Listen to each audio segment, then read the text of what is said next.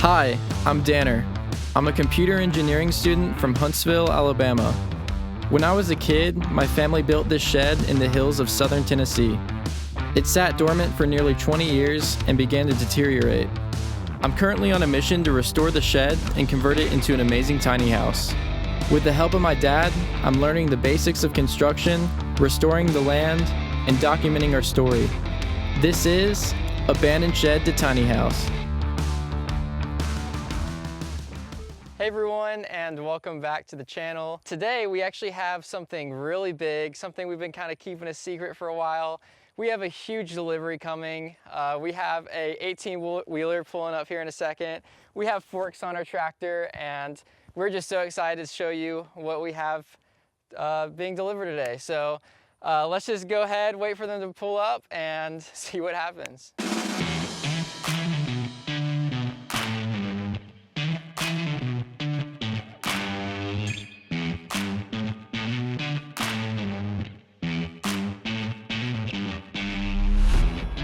So I am excited to announce we're getting Rockwool insulation. We got 10 pallets of it, and normally when you're unloading a truck you might have pallet jacks and a forklift, but we're in the middle of nowhere in Tennessee, so all we had was some chains and our tractor with forklift attachments on it. Those forks really aren't the best for this kind of thing because they create a lot of leverage, and that Rockwool insulation is really dense, really heavy. It was pretty sketchy getting it off with that. I got pretty scared after the first one, so I just let Dad finish it off. And the truck also wasn't able to make it up onto the property because the road's really narrow and the entrance is also really steep, so we just had to take it one by one with the tractor. And to make things a little bit worse, our tractor also has hydraulic leaks right now. Every time you turn the wheel to the left, it just starts spewing out hydraulic fluid.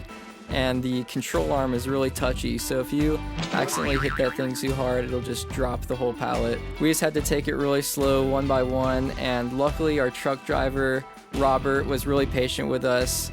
He normally doesn't unload his own trucks, so we were really thankful to have him helping us out, being patient with us. And at the end of the day, we were able to get it all unloaded. We only broke a few pallets, so I would call that a success. All right, so we got it all done. Big shout out to Robert. That's right. We couldn't have done it without What's you. your name? Danner. Okay, Danner. Thank you so much for your help. You have no idea how much we appreciate it.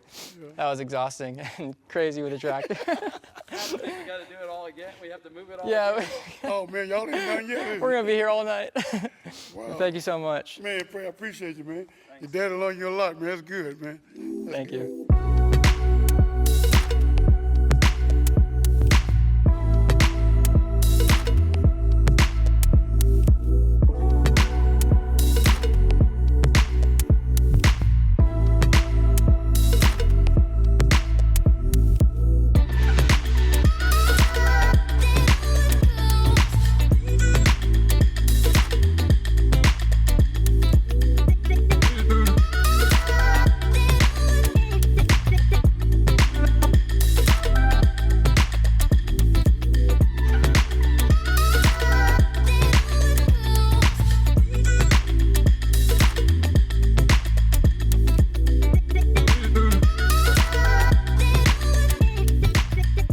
Okay, so we just finished up getting all 10 pallets completely unloaded from that semi-truck. That was my first time ever unloading something from a truck like that. It was also pretty sketchy because all we had was our tractor with a bucket on it and the forks on there, so it was really sketchy pulling it across all this field and pretty dangerous, but we managed to get it done. We were just so excited about this. We have 10 pallets of Rockwool insulation, and the way we actually found out about this is because all of you were commenting, telling us about Rockwool, and we ended up getting together with Rockwool and they provided all of this insulation for us. So we were just so grateful for everyone letting us know about this and Rockwool for providing it. And we're really excited to be doing some videos in the future about the insulation. And so just a basic timeline for all this. Before we can do the interior insulation, we have to do our electrical rough-in, and we're actually gonna be starting on that today. And we also have the exterior, and before we can do that, we have to install our windows. We also have insulation for the roof. So yeah, we're just so excited about this, and we can't wait to tell you about all the benefits of it. It's just really awesome. So thank you again to everyone and Rockwool. Okay, so now we're gonna begin on roughing in our electrical. So we got all of our boxes for our switches and our outlets, and we went ahead and outlined out everywhere we want a box to be. And so now we just go around and nail these in, and after we get all those nailed in, we'll be able to start installing our main breaker panel, and then we can start running wire to each one of these.